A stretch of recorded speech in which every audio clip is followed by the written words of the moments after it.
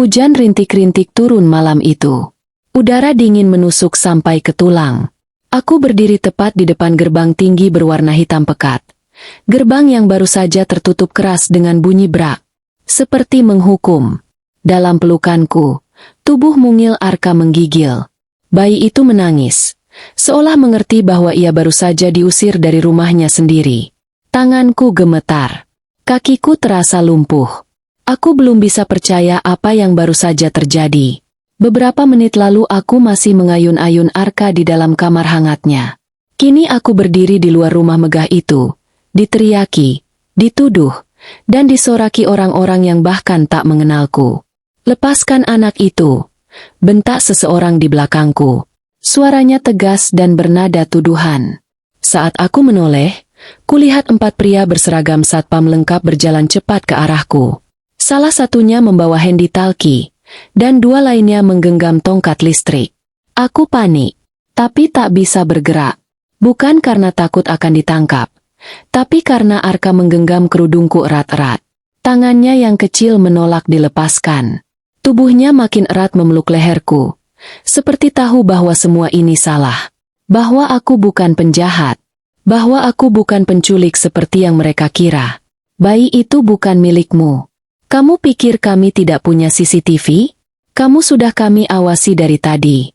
Sekarang taruh bayi itu, atau kami paksa. Bentak salah satu satpam sambil mendekat. Langkahnya kasar. Matanya menatap tajam ke arahku. Seolah aku ini binatang buas yang harus segera dikurung. Aku ingin bicara. Ingin menjelaskan bahwa aku bukan penculik. Bahwa aku adalah pengasuh Arka yang sah. Bahwa aku dipilih oleh keluarga mereka sendiri. Tapi bibirku keluh. Semuanya mendadak terasa gelap dan bising. Aku seperti terlempar ke dalam mimpi buruk yang nyata. Suara tangis Arka makin keras. Tubuhnya menggeliat. Aku peluk dia erat-erat, mencoba menenangkan. Tapi bayi itu seolah tahu bahwa ada bahaya yang mengintai. Ia menggeliat panik, lalu memanggil dengan suara terbata. "Bu, Bu." Dan saat itu, seorang perempuan muncul dari dalam rumah, berlari cepat sambil menenteng ponsel di tangan kanannya. Langkahnya tergesa, hak sepatunya berbunyi keras menghantam lantai marmer teras. "Itu dia," teriaknya sambil menunjuk ke arahku. "Itu wanita desa yang kemarin ngasuh anak itu. Aku sudah bilang, dari awal dia mencurigakan. Aku kenal dia. Namanya Tiara. Salah satu keponakan Pak Dirga, si pemilik rumah, yang baru beberapa hari lalu datang dari luar negeri. Sejak awal dia tidak suka aku berada di rumah ini. Sering melihatku dengan pandangan merendahkan, seolah aku bukan siapa-siapa. Padahal aku hanya menjalankan tugasku. Aku akan panggil polisi sekarang juga," serunya sambil mengetik cepat di ponselnya. Hatiku remuk. Aku ingin berteriak. Arka bukan diculik. Dia ditinggal sendirian dalam kamar. Aku hanya ingin menenangkannya. Tapi lidahku membatu. Dan tiba-tiba saja, salah satu satpam mencoba menarik Arka dari pelukanku. Aku refleks memeluk lebih erat, menunduk melindungi tubuh mungil itu. "Jangan sentuh dia. Dia takut. Dia tidak bersalah." Suaraku lirih, tercekat, hampir tak terdengar. Tapi cukup membuat satpam itu berhenti sejenak. Aku memejamkan mata. Di antara ribuan pikiran yang berseliweran di kepalaku, aku hanya bisa berdoa dalam hati. Ya Allah, jangan biarkan aku disalahkan atas sesuatu yang tidak kulakukan. Saat itu, suara keras menghentikan semuanya. "Berhenti. Jangan sentuh dia." Semua orang menoleh, termasuk aku. Dari arah dalam rumah, seorang pria tua muncul.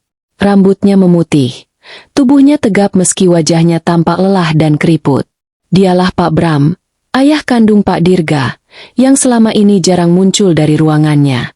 Langkahnya pelan, tapi berwibawa. Ia menghampiriku, lalu menatap Arka dalam pelukanku.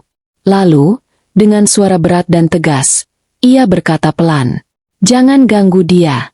Biarkan dia bicara. Ada hal yang kalian semua harus dengar malam ini." Semua orang terdiam. Tangis Arka pun perlahan mereda, seolah tahu Penyelamatnya akhirnya datang. Namaku Ratna. Aku bukan siapa-siapa. Aku bukan orang kota. Bukan orang yang paham dunia digital. Apalagi mengerti urusan orang kaya. Aku cuma seorang perempuan desa biasa. Lahir dan besar di lereng gunung yang tenang. Jauh dari hiruk-pikuk lampu-lampu malam atau jalanan macet. Kehidupanku sederhana. Pagi-pagi aku sudah bangun. Memasak nasi untuk ibu dan bapak. Lalu mulai menjahit di beranda rumah kami yang berdinding kayu dan beratap seng. Aku tak pernah mengeluh. Justru aku bersyukur. Meski sederhana, rumah kami hangat.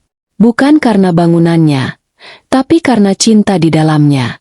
Sejak kecil aku suka menjahit. Awalnya aku hanya belajar dari melihat ibu menjahit celana bapak yang robek. Lama-lama aku bisa membuat pola sendiri. Dan akhirnya menjahit daster untuk tetangga yang hendak hajatan. Dari situlah sedikit demi sedikit aku punya penghasilan sendiri. Tapi semuanya berubah saat aku menikah. Suamiku, Dharma, adalah tukang bangunan. Kami bertemu saat dia ikut membangun posyandu desa. Orangnya sopan, pendiam, dan rajin bekerja. Awalnya kami saling malu-malu. Tapi setelah dijodohkan oleh Pak Lurah, kami menikah dengan syukuran sederhana. Sayangnya, kebahagiaan kami tak bertahan lama. 3 tahun lalu, Dharma ikut proyek bangunan di kota besar. Aku sempat khawatir, tapi dia bilang, cuma 3 bulan, sayang. Setelah itu kita bisa beli mesin jahit yang lebih bagus, ya? Aku ingat jelas senyum dan pelukannya saat pamit. Tapi yang kembali ke rumah, hanya tubuhnya yang terbujur kaku dalam peti. Kecelakaan kerja. Jatuh dari lantai 5 saat sedang memasang atap. Tak ada asuransi. Tak ada santunan. Yang tersisa hanya tumpukan utang ongkos rumah sakit dan lubang besar di hatiku yang tak pernah benar-benar pulih. Sejak itu, aku kembali tinggal bersama ibu dan bapak. Menjahit lagi, menanam singkong, membantu di sawah kalau sedang musim tanam. Aku berusaha sekuat tenaga agar tidak menangis setiap malam. Walau sebenarnya, hidup terasa hampa. Kadang aku iri melihat teman-temanku yang sudah punya anak. Sibuk antar jemput ke PAUD. Aku ingin memeluk anakku sendiri, menyuapinya, meninabobokan dia dengan lagu-lagu desa yang biasa dinyanyikan ibu waktu kecil. Tapi sekeras apapun aku berdoa, aku tetap sendiri. Bulan demi bulan berlalu. Tahun berganti. Sampai pada suatu siang yang tak biasa. Hari itu matahari begitu terik. Aku sedang menjahit kebaya untuk Mbak Narti yang hendak tunangan. Belum sempat kuletakkan gunting. Bapak memanggil dari depan. Nak, sini dulu. Pak Lurah datang. Aku buru-buru keluar dan melihat sosok Pak Lurah berdiri bersama seorang pria asing. Bajunya rapi, bersepatu kulit, dan membawa koper kecil. Wajahnya bersih, berkacamata. Tapi matanya menyiratkan lelah yang dalam. Ini Mas Evan, kata Pak Lurah sambil memperkenalkan.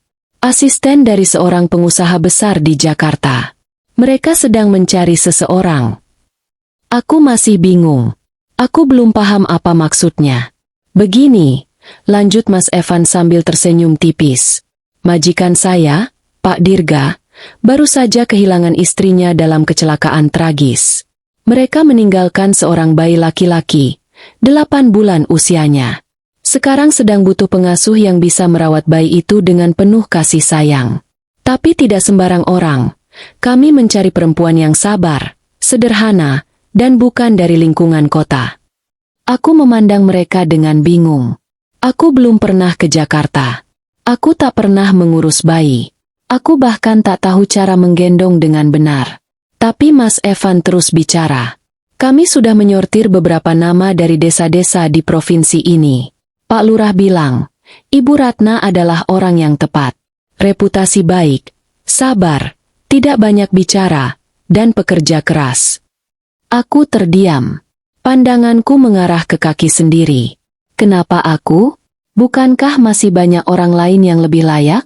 Kami bersedia membayar 3 kali lipat UMR Jakarta. Tambahnya, tinggal di rumah keluarga kami, makan ditanggung, dan hanya fokus pada bayi. Kontraknya untuk 3 bulan saja. Kalau cocok, bisa diperpanjang. Kalau tidak, Kami takkan memaksa. 3 kali lipat UMR? Mataku berkaca-kaca. Dalam hati, aku bertanya, mungkinkah ini jalan keluar yang selama ini kutunggu? Tapi aku juga takut. Takut meninggalkan ibu dan bapak. Takut dunia kota yang asing. Takut gagal. Takut mengecewakan anak kecil yang tak tahu apa-apa. Malam itu aku tak tidur. Aku duduk di tepi dipan bambu, menatap langit-langit rumah yang bocor di sudut. Aku mengingat Dharma. Kalau dia masih hidup, mungkin kami sudah punya anak. Mungkin aku tak perlu mencari pengganti rasa sayang yang hilang. Ibu masuk pelan ke kamarku dan duduk di sebelah. Kamu takut, ya? Tanyanya lembut.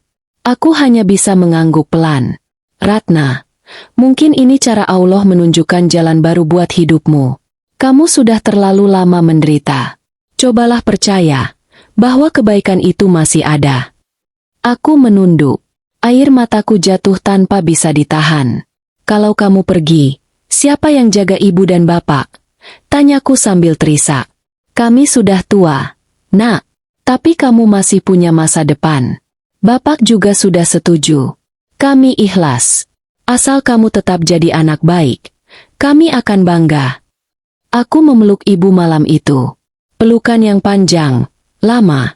Seolah tahu bahwa aku takkan bisa memeluk beliau setiap hari lagi. Pagi harinya, aku mengepak baju terbaikku. Beberapa daster, 2 kerudung, dan foto kecil Dharma yang selalu kusimpan di dompet. Dengan jantung berdebar, aku naik mobil hitam yang dikirim Mas Evan. Dan saat roda mulai berputar meninggalkan jalanan tanah desa kami, aku hanya bisa berdoa dalam hati. Ya Allah, kalau memang ini jalan hidupku, tolong jaga aku. Dan dari balik kaca jendela, kulihat ibu melambai, dengan mata yang merah, tapi senyuman yang tulus. Perjalanan dari desaku ke Jakarta memakan waktu lebih dari 8 jam. Aku duduk di kursi tengah mobil hitam itu, sendirian, hanya ditemani suara ban yang berdecit di jalan tol dan sesekali dering ponsel sopir yang tak pernah kujawab. Di pangkuanku, sebuah tas kecil berisi beberapa lembar baju, sebotol minyak kayu putih, dan selembar foto almarhum suamiku. Aku memandangi keluar jendela. Gedung-gedung tinggi mulai menggantikan hamparan sawah. Trotoar yang ramai oleh orang berjalan cepat menggantikan jalan desa yang sepi dan penuh suara jangkrik. Dunia yang kutatap kini bukan lagi dunia yang kukenal. Dan di tengah asingnya kota itu, aku bahkan belum tahu seperti apa rumah yang akan kutinggali, dan bayi siapa yang akan kuasuh. Sore mulai turun saat kami berhenti di depan sebuah rumah yang tingginya setara bangunan kantor 3 lantai. Gerbang besi otomatis terbuka perlahan dengan suara ngiing panjang, seolah menyambutku dengan dingin. Begitu pintu mobil dibuka, aku disambut oleh hawa lembab dan harum bunga yang terlalu wangi untuk hidungku yang biasa dengan bau kayu bakar. Selamat datang di kediaman keluarga Dirgawi Caksana, ucap sopir itu singkat. Aku berdiri di depan pintu besar berwarna hitam mengilap, memandangi kaca besar di kanan kiri yang memantulkan bayanganku. Aku berdiri dengan kerudung coklat polos, tas kain di tangan, dan wajah yang tak bisa menyembunyikan rasa takutku. Pintu itu terbuka otomatis. Seorang wanita setengah baya menyambut dengan wajah datar. Ratna, ya? Tanyanya pendek. Aku mengangguk pelan. Masuk. Sudah ditunggu di kamar bayi. Tak ada sapaan hangat, tak ada senyum ramah. Bahkan tak ada waktu untuk sekadar melepas sepatuku dengan tenang. Aku langsung dibawa melewati lorong panjang yang sangat bersih. Terlalu bersih bahkan, sampai setiap jejak langkahku terasa seperti noda.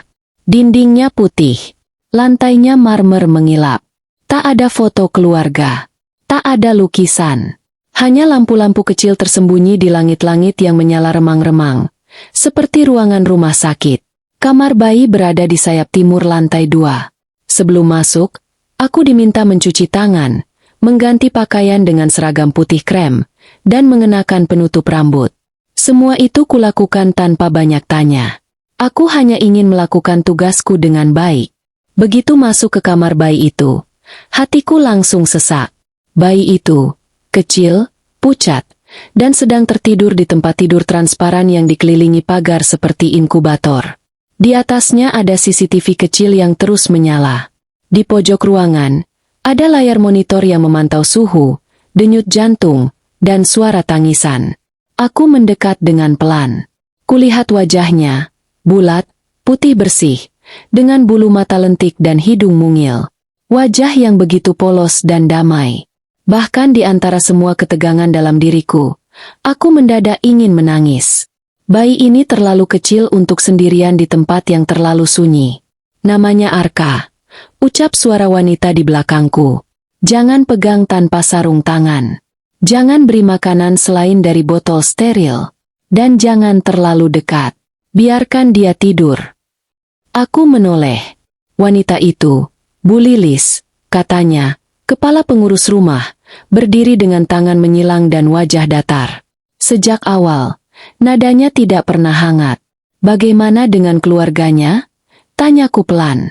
Ia menatapku seperti aku bodoh. Ayahnya belum bisa bertemu langsung. Masih berduka. Anda tidak perlu banyak tahu. Fokus Anda hanya satu. Jaga bayi itu tetap hidup dan sehat. Kami sudah cukup trauma. Aku menunduk. Tak ingin memperpanjang percakapan. Tapi di dalam hati, aku bertanya, kenapa ruangan ini tak ada satupun foto ibunya? Kenapa tak ada boneka, mainan, bahkan gantungan lucu di atas boxnya? Apakah ini kamar bayi? Atau kamar observasi? Hari-hari pertamaku di rumah itu terasa asing. Aku hanya diizinkan bergerak di area lantai 2 dan dapur bawah. Aku tidak pernah melihat ayah Arka, Pak Dirga. Katanya ia sibuk dan belum siap. Satu-satunya interaksi adalah lewat kertas. Instruksi tertulis yang diselipkan tiap pagi di bawah pintu kamarku. Instruksi-instruksi itu sangat rinci. Jam tidur Arka, jam menyusui, posisi gendongan, lagu pengantar tidur yang harus kupasang dari ponsel, bahkan nada suara saat bicara. Semua diatur. Semua diawasi. Aku mulai merasa seperti robot. Bukan pengasuh, bukan manusia. Dan Arka, meskipun hanya 8 bulan, seolah mengerti. Ia sering menangis malam-malam. Tangis yang berbeda. Bukan lapar, bukan haus, tapi seperti kesepian. Saat pertama kali ku gendong diam-diam, tanpa sarung tangan, ia langsung tenang. Kupeluk pelan sambil kubisikan doa kecil yang dulu sering dibaca ibu. Mata Arka terpejam perlahan, dan untuk pertama kalinya, ia tertidur dalam pelukanku. Sejak saat itu, aku tahu satu hal. Aku tidak bisa hanya jadi pengasuh untuk bayi ini. Aku harus jadi pelindungnya. Tapi tugas itu makin berat ketika sosok wanita muda muncul 2 hari kemudian. Namanya Tiara. Dia memperkenalkan diri dengan santai, keponakan dari pihak keluarga besar. Baru kembali dari luar negeri. Cantik, tinggi, dan menatapku dari kepala sampai kaki dengan pandangan tak suka. Jadi kamu yang dari desa itu, ya? Tanyanya suatu sore sambil mengaduk kopi. Aku dengar kamu cuma tamatan SMA? Berani juga masuk ke rumah ini. Aku hanya diam. Jangan harap bisa dekat-dekat sama Om Dirgaya. Dia butuh orang profesional. Bukan pembantu yang sok akrab. Aku tetap tak menanggapi. Tapi hatiku terasa ditusuk. Sejak hari itu, Tiara sering mengawasi tiap gerak-geriku. Kadang diam-diam menyalakan kamera ponselnya saat aku mengganti popok Arka. Kadang mengatur CCTV dari ponsel, lalu mengomentari posisi tidur bayi itu seolah aku tak tahu apa-apa. Aku mulai sesak, ingin kabur. Tapi saat Arka menatapku dan tersenyum kecil, senyuman pertama yang kulihat darinya, semua rasa ingin lari itu menguap. Aku tetap tinggal. Demi dia. Hingga suatu malam, setelah semua lampu dimatikan, seorang pelayan lama rumah itu memanggilku diam-diam ke dapur belakang. Wajahnya pucat, napasnya gemetar. Tangannya memegang amplop coklat lusuh. Mbak Ratna, katanya pelan. Saya nggak tahan lihat semuanya diam. Mbak harus tahu, bayi itu bukan sekadar bayi biasa. Dan keluarga ini, mereka menyembunyikan banyak hal. Hati-hati, Mbak. Amplop itu ia selipkan ke tasku sebelum buru-buru pergi. Malam itu aku tak bisa tidur. Dan saat kubuka amplop itu, Untuk pertama kalinya aku melihat foto seorang perempuan yang sangat familiar. Seseorang dari masa laluku. Amplop coklat itu sudah kupandangi sejak malam sebelumnya. Rasanya berat sekali untuk membuka. Aku takut tahu sesuatu yang membuat langkahku makin berat. Tapi rasa penasaran dalam hatiku juga semakin menggila. Dan Arka, anak itu, terus tertidur dengan tenang dalam pelukanku, seolah memintaku untuk melindunginya dari sesuatu yang bahkan belum kupahami. Pagi itu, sebelum matahari naik sempurna, aku duduk di lantai kamar dengan karpet empuk, membelakangi jendela besar yang selalu ditutup tirai. Arka masih tertidur, wajahnya damai. Aku membuka amplop itu perlahan, dan sebuah foto tua tergelincir keluar. Foto itu usang, warnanya agak pudar, tapi wajah di dalamnya membuat jantungku serasa berhenti berdetak. Astagfirullah, itu Rani. Mataku langsung berkaca-kaca. Dalam foto itu, Rani tersenyum sambil memeluk perutnya yang sudah besar. Ia duduk di pinggir sawah, mengenakan daster batik yang pernah kupinjamkan saat kami remaja. Senyumnya masih sama, manis, lugu. Tapi, kenapa wajahnya ada di rumah ini? Rani adalah sahabat masa kecilku. Kami tumbuh bersama di desa. Dia sering tidur di rumahku, bahkan ikut menjahit bersama ibu. Tapi setelah lulus SMA, dia pergi merantau dan tak pernah kembali. Kata orang, dia pindah ke kota besar karena dapat pekerjaan. Tak ada kabar sejak itu. Kami sempat mencarinya, tapi semua seperti lenyap ditelan waktu. Dan sekarang, aku melihat wajahnya di sini, di dalam rumah keluarga Dirga. Aku tak bisa berhenti menatap foto itu. Di balik foto itu tertulis tulisan tangan yang goyah. Untuk anakku, jika suatu hari kamu bisa membaca ini, ketahuilah bahwa ibumu sangat mencintaimu. Aku mungkin bukan wanita sempurna, tapi kamu adalah segalanya bagiku. Tangisku pecah. Tak mungkin ini kebetulan. Tak mungkin ini hanya cerita rekaan. Arka, bayi yang kupeluk setiap hari. Mungkinkah dia anak Rani? Tanganku gemetar saat menyentuh kepala Arka yang masih terlelap. Nak, kamu anak siapa sebenarnya? Kenapa semua orang di rumah ini seperti menyembunyikanmu dari dunia? Hari-hari setelah penemuan itu berubah menjadi siksaan batin. Aku mulai mencuri waktu untuk bertanya diam-diam ke pelayan lain. Tapi mereka semua ketakutan. Ada yang pura-pura tak dengar. Ada yang langsung menghindar. Bahkan Bu Lilis, yang paling galak sekalipun, kini menatapku dengan curiga setiap kali aku mendekati Arka lebih lama dari yang dijadwalkan. Tiara juga makin sering mengawasi. Suatu malam dia menyergapku di dapur belakang. Jangan sok peduli ya, Mbak Ratna. Kamu pikir kamu siapa di rumah ini? Ujarnya ketus. Kamu dibayar untuk bekerja, bukan untuk kepo urusan keluarga. Kalau kamu ingin tetap kerja, jangan macem-macem. Aku diam, tapi dadaku terasa sesak. Aku bukan kepo. Aku hanya ingin tahu, kenapa seorang anak harus tumbuh di lingkungan yang penuh rahasia? 3 hari kemudian, Pak Evan, asisten pribadi Pak Dirga, memanggilku ke ruang kerja lantai bawah. Ini pertama kalinya aku turun ke ruangan yang dilarang sebelumnya. Ruangannya sunyi, besar, dan hanya diterangi lampu kuning redup dari langit-langit kayu. Di dindingnya penuh rak buku dan bingkai sertifikat penghargaan. Silakan duduk, kata Pak Evan pelan. Aku duduk dengan hati yang tidak tenang. Tanganku dingin. Di depanku, segelas teh panas mengepul, tapi aku tak menyentuhnya. Pak Evan membuka map besar, lalu mengeluarkan selembar dokumen kontrak. Sebelumnya, saya minta maaf. Kami tahu bahwa Anda sudah melihat sesuatu yang seharusnya tidak Anda lihat, katanya tenang. Aku menelan ludah. Tidak menjawab. Pak Dirga ingin memperpanjang kontrak Anda, tapi dengan syarat. Anda tetap diam. Tidak bertanya. Tidak menggali. Tidak mencari tahu soal ibu kandung Arka, atau asal-usulnya. Mataku terbelalak. Apa maksudnya? Tanyaku pelan. Kami tahu Anda wanita baik. Dan Arka, dia cocok dengan Anda. Tapi percayalah, semakin Anda tahu, semakin Anda akan terluka. Jadi, kami tawarkan dua pilihan. Tangannya menunjuk dua lembar berbeda.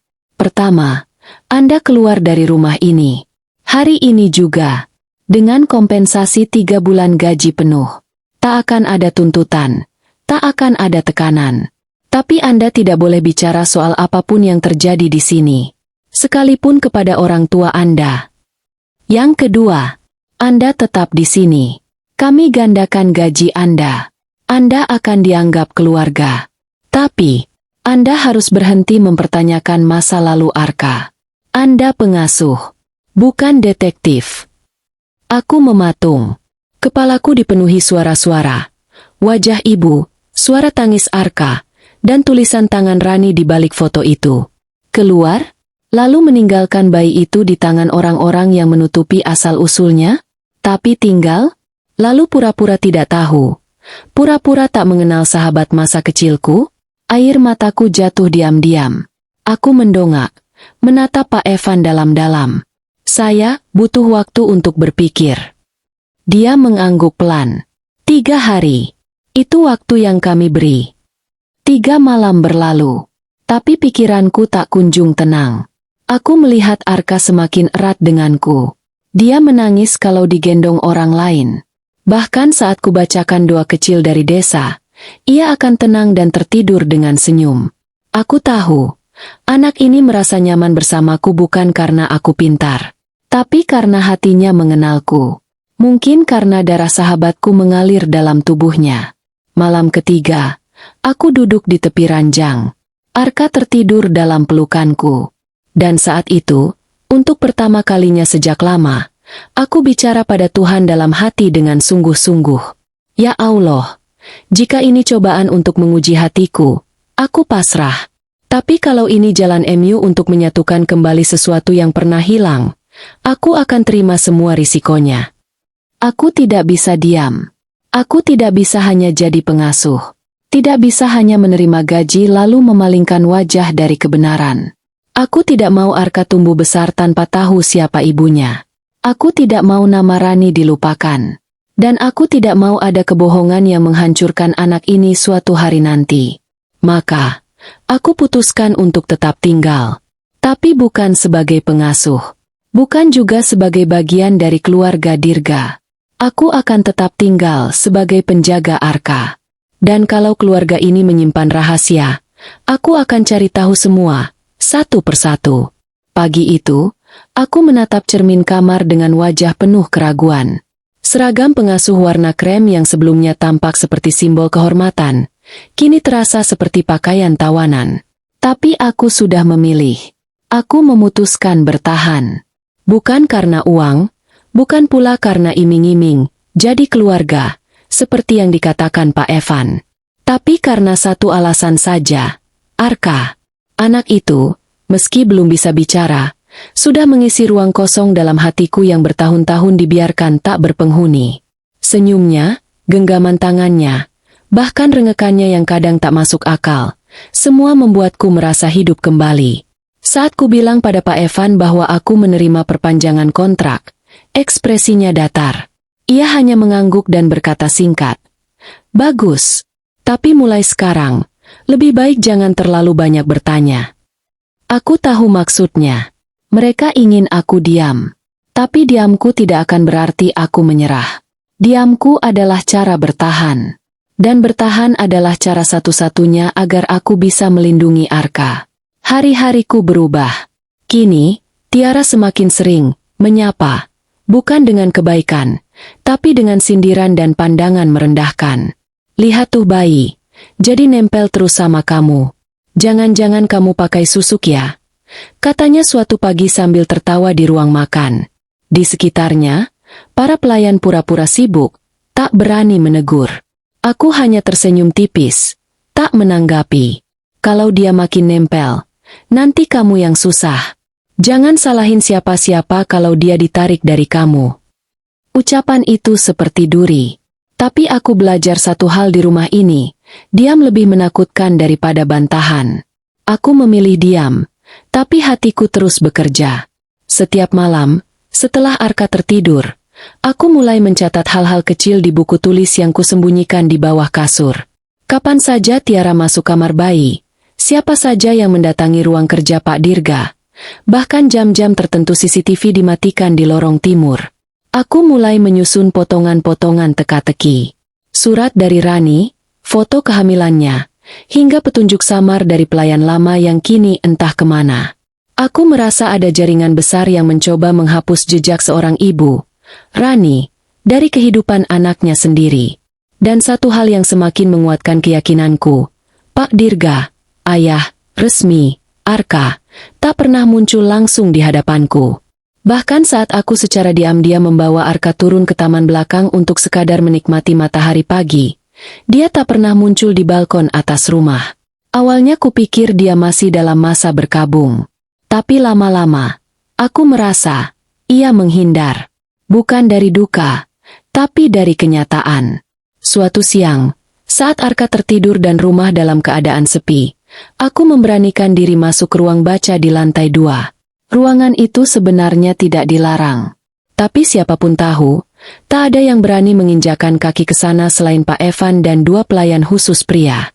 Rak bukunya tinggi, menjulang hampir menyentuh plafon. Tapi mataku tertarik pada satu lemari kecil berwarna hitam di pojok kanan ruangan. Ada kunci kombinasi di sana. Aku tak tahu apa isinya, tapi ada sesuatu dalam diriku yang berbisik. Lemari ini menyimpan jawaban.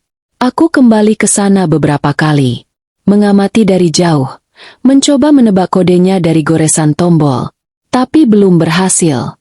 Saat aku hampir menyerah, seorang pria tua yang bekerja sebagai tukang kebun rumah itu mendekatiku saat aku duduk di taman belakang.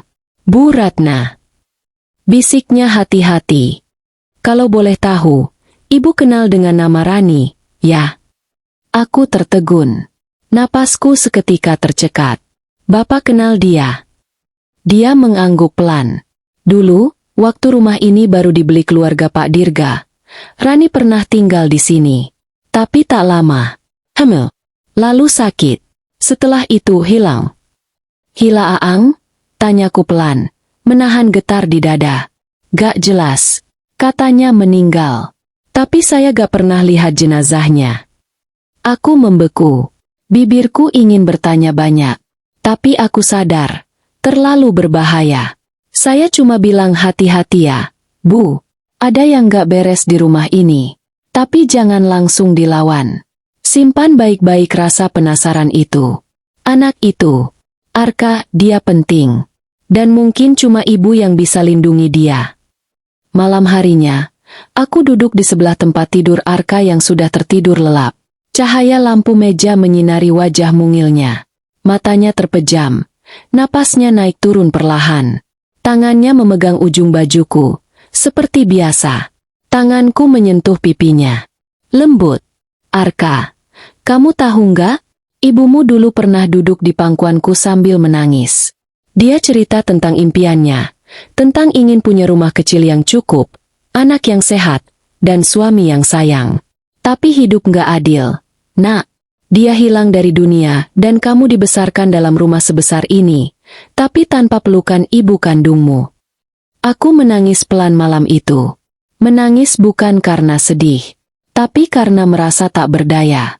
Tapi aku tahu, aku tak boleh lemah. Aku mulai bertekad. Kalau mereka ingin aku diam, aku akan bicara dengan cara lain. Kalau mereka ingin aku buta, aku akan melihat lebih dalam. Karena yang kuhadapi bukan hanya Tiara, bukan hanya sistem rumah ini, tapi sebuah kebenaran yang sedang dikubur hidup-hidup. Dan aku adalah satu-satunya orang yang tak punya apa-apa, tapi justru paling berani menggali. Pagi berikutnya, sebuah kejadian kecil menjadi titik balik perjuanganku. Arka jatuh demam. Suhu tubuhnya naik tiba-tiba, mencapai hampir 39 derajat. Aku langsung panik. Aku memanggil perawat rumah, tapi mereka hanya datang membawa alat pemindai suhu dan obat penurun panas yang terlalu dingin untuk bayi. "Apa gak sebaiknya dibawa ke rumah sakit?" tanyaku cemas. Perawat itu hanya menggeleng. "Kami punya tim dokter sendiri, tapi harus tunggu izin Pak Dirga." Aku ingin berteriak. Ini soal nyawa anak. Tapi di rumah ini, keputusan tertinggi tetap ada di tangan orang yang tak pernah mau memperlihatkan wajahnya. Aku akhirnya membasuh tubuh Arka dengan air hangat, memeluknya dengan kain tebal, dan membisikkan doa-doa kecil yang diajarkan ibu sejak aku kecil. Ya Allah, sembuhkan anak ini. Jangan biarkan dia lemah karena kelalaian orang dewasa yang takut pada rahasia. Menjelang subuh, suhu tubuhnya mulai turun. Dan untuk pertama kalinya sejak sakit, Arka membuka matanya dan tersenyum kecil. Senyum yang membuatku yakin, aku melakukan hal yang benar. Aku tahu, ini baru permulaan. Hari-hari ke depan akan semakin berat. Tapi aku sudah memilih. Dan tidak akan mundur. Karena Arka bukan hanya bayi tak berdosa yang butuh perlindungan. Dia adalah anak dari sahabatku yang hilang. Dan kini, hidupnya menjadi tanggung jawabku. Apapun yang terjadi, aku tidak akan meninggalkannya sendirian. Aku pikir memilih untuk bertahan adalah langkah tersulit dalam hidupku. Tapi ternyata, bertahan di dalam rumah ini justru awal dari luka-luka yang terus dibuka, satu persatu, tanpa ampun. Aku mulai sadar, rumah ini bukan sekadar tempat tinggal keluarga kaya. Ini adalah arena, tempat orang-orang bermain peran, menyimpan dendam, dan menutup luka dengan topeng senyum palsu. Setelah kejadian Arka demam, aku mulai mendapat tatapan berbeda dari para staf. Entah siapa yang memulai, tapi bisik-bisik tentangku terdengar semakin tajam. Di dapur, aku pernah mendengar seseorang berbisik. Mungkin dia sengaja bikin si bayi sakit, biar dapat perhatian Pak Dirga. Yang lain menjawab dengan tawa, mana tahu dia pengen jadi istri pengganti. Aku ingin menyangkal, ingin berteriak bahwa aku di sini bukan untuk merebut apapun. Tapi apa gunanya? Di rumah ini, satu-satunya yang mendengarkanku hanya Arka. Tiara menjadi lebih kejam. Ia tak lagi hanya menyindir. Kini ia menuduhku terang-terangan. Suatu pagi, saat aku baru saja selesai memandikan Arka, Tiara mendobrak pintu kamar bayi sambil menunjuk wajahku. Kau tahu apa yang aku temukan di laci obat? Sebotol obat penenang. Dan hanya kamu yang terakhir masuk ke situ malam tadi. Aku kaget. Tak tahu harus menjawab apa. Aku akan lapor pada Om Dirga. Kamu main-main dengan keselamatan anak ini. Bentaknya lagi. Kau pikir kami tak bisa lihat? Kau pikir karena anak ini lengket padamu, kamu bisa seenaknya? Aku ingin menjawab, ingin membela diri. Tapi Arka menangis keras di tanganku, seolah ikut merasakan tekanan di ruangan itu. Akhirnya aku hanya memeluknya erat, mencoba menenangkan sambil menahan air mata. Dan benar saja, malam itu, Pak Evan datang membawakan surat peringatan. Kami tidak menuduh, katanya dingin. Tapi keamanan dan kesehatan Arka prioritas. Sekali lagi terjadi pelanggaran, kami akan pertimbangkan penggantian. Hatiku ambruk. Hari-hari berikutnya seperti mimpi buruk yang tak kunjung usai. Aku mulai dijauhkan dari dapur. Makanan hanya diberikan di nampan, tanpa boleh memilih. Seragamku diganti dari krem menjadi abu-abu tua. Alasannya? Biar membedakan antara pengasuh utama dan pengganti. Padahal aku tahu, itu adalah cara halus mereka untuk menghukumku. Tapi aku tetap bertahan. Aku tetap mengurus Arka dengan sepenuh hati. Saat dia tertawa karena pelukanku, aku merasa menang. Saat dia mengucapkan, "Bu," meski belum sempurna, aku tahu aku belum kalah. Setiap tawa Arka adalah pelindungku dari kegilaan rumah ini. Namun, luka bukan hanya datang dari luar. Tubuhku mulai melemah. Beberapa kali aku terbangun tengah malam dengan kepala berat dan badan menggigil. Aku pikir hanya kelelahan. Tapi saat pingsan di ruang bayi dan terbangun di kamar dengan infus menempel di tangan, aku tahu tubuhku mulai protes. Bu Lilis datang diam-diam malam itu. Duduk di sisi ranjangku tanpa berkata apa-apa. Tapi sebelum pergi, ia meninggalkan sebuah kain kecil. Kain batik tipis dengan bordir nama, Rani. Kain itu adalah milik Rani. Aku mengenalinya. Itu sulaman yang kami buat bersama saat masih remaja. Kukira kain itu hilang entah kemana. Tapi kini, berada di tanganku, seperti pesan yang muncul dari alam. Hatiku makin yakin, Rani pernah di sini. Dan mungkin, dia tidak pergi dengan cara yang semestinya. Malam-malamku berubah jadi pencarian. Aku mulai membuka-buka buku harian kecil yang dahulu kubawa dari desa. Kini terisi catatan aneh. Jam-jam saat CCTV mati sendiri, siapa yang keluar malam tanpa catatan pintu, perubahan jadwal kerja staf tertentu. Aku bukan detektif. Tapi aku perempuan yang kehilangan sahabatnya dan menemukan bayinya dalam rumah orang asing. Aku mulai mengumpulkan bukti, foto, catatan, kain sulaman. Dan di balik semua itu, satu nama terus menghantui pikiranku, Pak Dirga. Mengapa ia tak pernah bicara padaku? Tak pernah sekalipun menjenguk anaknya sendiri? Bahkan saat Arka jatuh demam tinggi, dia hanya mengirimkan pesan lewat asisten. Aku mendengar rumor bahwa Pak Dirga pernah kehilangan istri secara tragis. Tapi makin hari, aku meragukan semua cerita yang pernah kubaca di koran atau yang disampaikan orang-orang rumah ini. Apakah Rani adalah istri yang dikatakan meninggal itu? Atau justru, ia disembunyikan agar tak merusak nama besar keluarga? Suatu sore, hujan turun deras. Arka tertidur di pelukanku. Aku duduk di kursi goyang dekat jendela. Hujan selalu membuatku mengenang desa. Mengenang suara kodok dari sawah. Suara angin yang menampar tirai bambu. Tapi hari itu, suara hujan membawa pesan lain. Seorang pelayan tua diam-diam menyelipkan secari kertas ke bawah pintu kamar bayi. Isinya singkat. Cek ruang penyimpanan bawah tangga.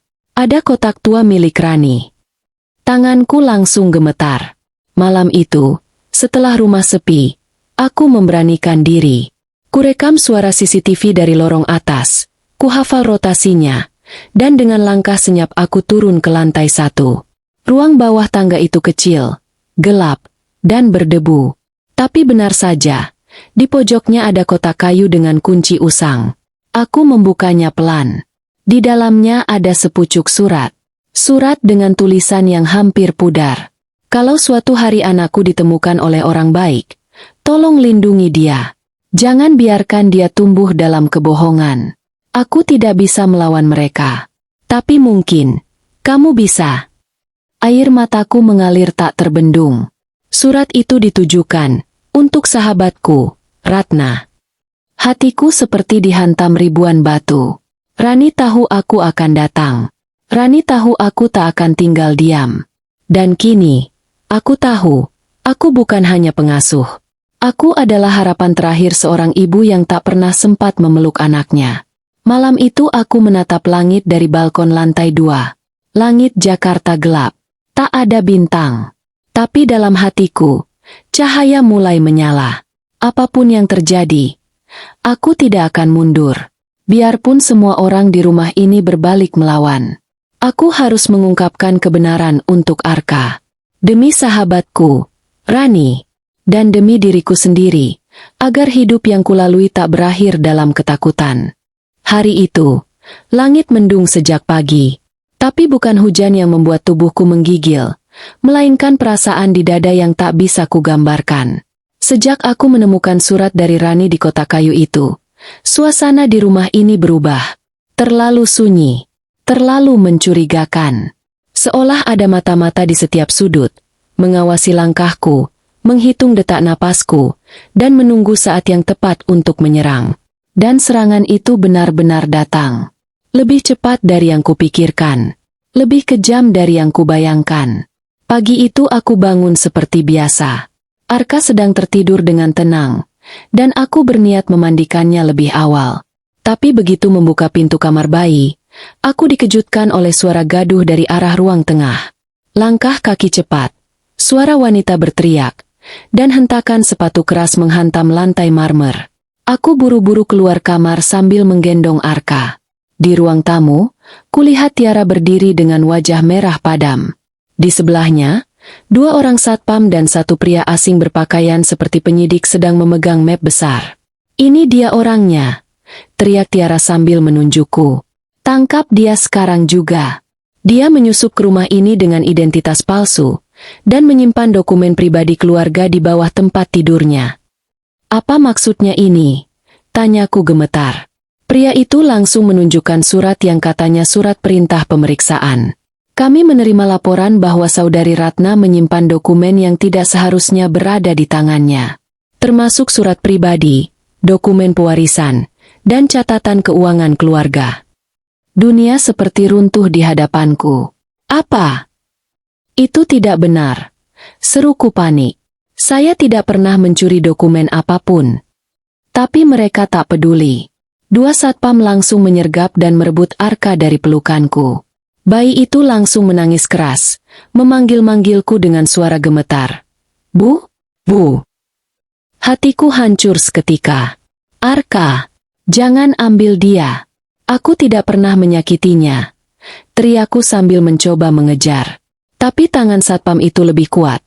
Dan pria berbaju resmi itu menghalangiku. Saudari Ratna, mulai hari ini Anda dinyatakan melanggar perjanjian kontrak dan dianggap tidak layak lagi berada di lingkungan keluarga Dirga Wicaksana. Kami minta Anda meninggalkan rumah ini sekarang juga. Tiara tersenyum menang, menepuk-nepuk tangan seolah ia baru saja memenangkan permainan. Selamat jalannya, Bu Pengasuh. Semoga bisa cari kerjaan lain yang lebih cocok untuk orang sekelasmu. Aku berdiri kaku. Tubuhku lemas.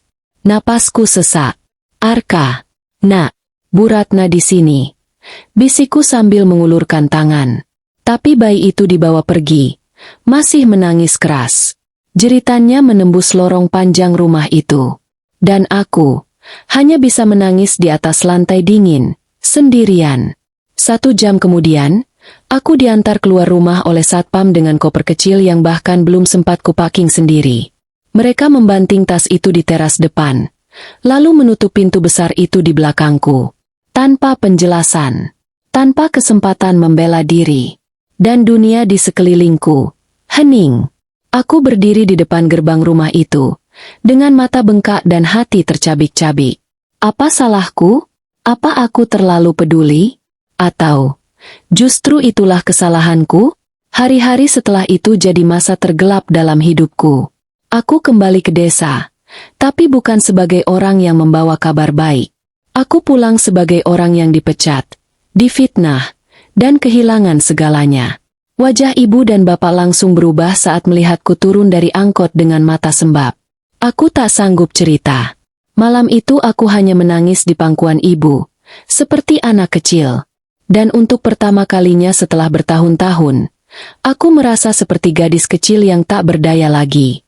Kabar tentangku menyebar. Beberapa tetangga mulai membicarakanku dengan pelan tapi menusuk. Katanya diusir dari rumah miliuner. Dengar-dengar karena selingkuh sama majikan. Wah, sudah biasa. Orang desa kalau masuk kota sering lupa diri. Aku mendengar semuanya, dan aku hanya bisa diam. Bahkan menjahit pun tak lagi bisa kulakukan. Jarum-jarum itu seperti ikut menusuk hatiku sendiri setiap kali kugunakan.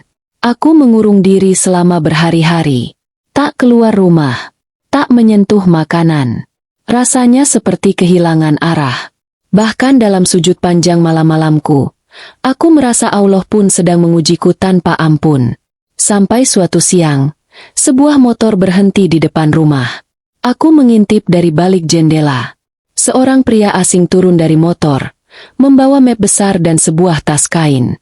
Ibu membukakan pintu, dan tak lama kemudian memanggilku. Ratna, ada tamu untukmu. Dengan tubuh lemas, aku keluar. Pria itu memperkenalkan diri. Saya Eko, mantan sopir pribadi Bu Rani. Dunia seolah berhenti berputar. Aku menatapnya tak percaya. Bapak, kenal Rani? Ia mengangguk. Saya yang sering antar Bu Rani ke rumah sakit dulu. Saya juga yang menyimpan beberapa dokumen pentingnya, karena sebelum meninggal, beliau takut semua akan dimusnahkan oleh keluarga Dirga. Tanganku langsung gemetar. Pak Eko membuka tasnya, mengeluarkan foto-foto kehamilan, surat keterangan medis, dan surat wasiat. Di surat itu, tertulis jelas, jika aku meninggal sebelum Arka dewasa, aku menitipkan hak asuh anakku kepada Ratna, sahabatku sejak kecil yang paling aku percaya. Air mataku pecah. Aku gagal, Pak. mereka ambil Arka dariku. Pak Eko menatapku penuh empati. Kamu tidak gagal, Mbak. Mereka hanya punya uang. Tapi kamu punya kebenaran. Dan kebenaran ini harus disuarakan. Aku memeluk surat itu erat-erat. Rasanya seperti pelukan terakhir Rani dari balik kubur. Kini aku tahu, aku tak sendiri. Dan aku akan kembali. Bukan sebagai pengasuh, tapi sebagai wakil suara seorang ibu yang telah dirampas haknya. Malam itu aku tidur dengan surat di pelukanku, seperti anak kecil yang menggenggam boneka kesayangan karena takut kehilangan. Tapi surat itu bukan sekadar kertas. Ia adalah bukti cinta terakhir dari Rani, sahabat yang kutinggalkan terlalu lama, dan kini menyerahkan hidup anaknya kepadaku lewat tulisan tangan yang penuh harap. Aku tak bisa tidur. Wajah Arka muncul terus dalam benakku. Tangisnya, tertawanya, tangan kecilnya yang selalu menarik bajuku setiap kali tertidur, dan suara lembutnya saat mulai bisa menyebut, "Bu, Bu." Hatiku menganga. Rasanya seperti separuh jiwaku tertinggal di rumah megah yang kini menolakku mentah-mentah. Tapi di balik rasa sakit itu, perlahan, mulai tumbuh keberanian. Pak Eko, pria parubaya yang membawa surat itu, masih duduk di ruang tamu saat aku turun dari kamar tengah malam. Ia memandangi foto Rani yang diselipkan di dalam dompet kecil miliknya. Dulu, waktu Rani mulai hamil, dia sering menangis di kursi belakang mobil. Saya tahu dia terluka, tapi dia tak pernah mengeluh. Yang dia pikirkan cuma satu, gimana caranya anaknya nanti nggak dibenci sama keluarga kandungnya. Aku duduk di depannya, menghapus air mata yang belum sempat mengering. Aku gak pernah tahu, Pak. Aku pikir dia bahagia di kota. Ternyata dia menanggung semuanya sendiri. Pak Eko mengangguk pelan. Dia pernah bilang, kalau aku gak bisa selamat, semoga Arka bisa. Dan Ratna, dia pasti bisa jadi ibu yang lebih kuat dari aku. Aku menggigit bibirku. Tapi kata-kata itu seperti bara yang menyalakan kembali tekadku. Aku harus kembali ke Jakarta, kataku lirih. Aku gak bisa biarkan semua ini dikubur. Arka harus tahu siapa ibunya. Dan keluarga itu harus tahu bahwa mereka gak bisa terus mainkan hidup orang lain. Pak Eko meletakkan tangannya di bahuku. Kalau kamu siap, aku akan bantu. Tapi kamu gak bisa sendirian. 2 hari kemudian, kami berangkat. Pak Eko punya seorang kenalan lama di Jakarta, seorang pengacara perempuan bernama Bu Niken. Katanya, beliau sudah sering menangani kasus perebutan hak asuh anak dan konflik pewarisan yang melibatkan keluarga-keluarga besar. Tapi yang membuatku tertarik bukan hanya itu. Bu Niken dikenal karena keberaniannya. Ia tak peduli status, tak takut tekanan. Dan saat kami bertemu dengannya di sebuah kantor hukum kecil di daerah Tebet, aku langsung tahu, beliau berbeda. Kamu Ratna? Tanyanya sambil menatapku dari balik kacamata. Suaranya tegas tapi hangat. Aku mengangguk pelan. Bu Niken membuka map berisi dokumen dari Pak Eko, lalu membaca surat Rani dengan seksama. Wajahnya berubah serius. Ini, surat wasiat. Ditulis tangan, tapi sah. Apalagi ada saksi hidup yang menyerahkan, dan beberapa bukti pendukung lain seperti catatan rumah sakit dan foto kehamilan. Aku menelan ludah. Bu, saya hanya ingin Arka tahu siapa ibunya. Saya gak ingin rebut warisan. Saya cuma... Tenang, potongnya lembut. Saya paham. Kamu bukan penggugat warisan. Kamu mewakili suara ibu kandungnya. Dan kalau benar kamu yang ditunjuk untuk jadi wali, kamu berhak ajukan permohonan hukum untuk pengakuan dan hak asuh. Aku tak tahu harus menjawab apa. Yang ku tahu, inilah pertama kalinya dalam hidupku, aku merasa punya sekutu. Selama 2 minggu ke depan, aku tinggal di rumah kontrakan kecil milik teman Bu Niken. Setiap hari kami menyusun berkas, menyiapkan bukti, hingga menelusuri dokumen lama di Dinas Catatan Sipil. Ternyata benar, nama Rani memang tidak pernah tercatat secara resmi sebagai istri Pak Dirga. Mereka hanya tinggal serumah secara diam-diam, dan setelah Rani melahirkan, semua dokumen bayi atas nama Arka Dirgantara Wicaksana didaftarkan tanpa nama ibu. Disembunyikan, Gumam Buniken. Mereka sengaja hilangkan nama ibunya agar tak mengganggu reputasi keluarga Dirga. Hatiku perih mendengarnya. Rani begitu sabar, begitu ikhlas, dan akhirnya dilenyapkan dari sejarah anaknya sendiri. Tapi kini aku punya satu tujuan, mengembalikan nama Rani ke tempat yang seharusnya. Suatu pagi, saat kami dalam perjalanan ke kantor pengadilan untuk menyerahkan permohonan resmi, ponselku berdering. Nomor tak dikenal. Aku ragu menjawab, tapi rasa penasaranku menang. Bu Ratna? Suara di seberang terdengar pelan. Ini Siti, pembantu lama rumah Pak Dirga. Saya minta maaf baru bisa hubungi ibu sekarang. Siti? Tanyaku hampir berbisik. Kamu di mana? Kamu masih kerja di sana? Enggak, Bu. Saya sudah dipecat. Katanya saya terlalu dekat sama ibu. Tapi saya gak tahan. Bu, saya mau kasih tahu sesuatu. Degupan jantungku makin cepat. Saya lihat Tiara pernah ambil kain bordir itu dari lemari. Dia tahu itu milik almarhumah Rani. Tapi dia sembunyikan. Bahkan dia pernah bilang ke pelayan lain, kalau Ratna terlalu dekat dengan Arka, dia harus pergi. Sebelum semuanya terbongkar. Tubuhku gemetar. Bu, lanjut Siti. Saya cuma mau bilang, ibu gak sendirian. Banyak dari kami yang tahu siapa ibu sebenarnya. Tapi kami takut. Sekarang, semoga ibu bisa bela kebenaran itu. Aku tak mampu menjawab. Suara Siti menghilang. Tapi kata-katanya menguatkanku lebih dari apapun. Hari itu, berkas resmi kami masuk ke pengadilan. Surat permohonan hak asuh, pengakuan atas surat wasiat, dan penetapan sah bahwa Arka adalah anak dari mendiang Rani, dan aku sebagai wali yang ditunjuk langsung. Langkah berikutnya adalah memanggil pihak keluarga Dirga untuk mediasi. Kalau mereka menolak, kita naikkan ke pengadilan terbuka. Jelas Buniken sambil mengecek ponsel. Dan benar saja, 2 hari kemudian, surat pemanggilan resmi dilayangkan ke kediaman keluarga Dirga. Aku tak bisa tidur malam itu. Malam sebelum mediasi pertama, aku duduk di teras kontrakan kecil, menatap langit Jakarta yang pekat, tanpa bintang. Tapi hatiku tak lagi kosong. Kali ini, ada cahaya kecil di dalamnya. Harapan. Aku menulis sebuah surat untuk Rani. Tak tahu akan kuberikan ke siapa, atau akan kubakar seperti tradisi desa kami. Rani, sahabatku, aku datang. Maaf aku terlambat. Tapi sekarang aku tak akan mundur lagi. Anakku, anakmu, akan tahu siapa ibunya. Dan kamu akan hidup kembali, dalam ingatannya. Keesokan harinya, aku akan kembali berdiri di hadapan keluarga yang dulu mengusirku seperti penjahat.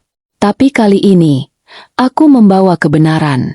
Dan aku tak sendiri.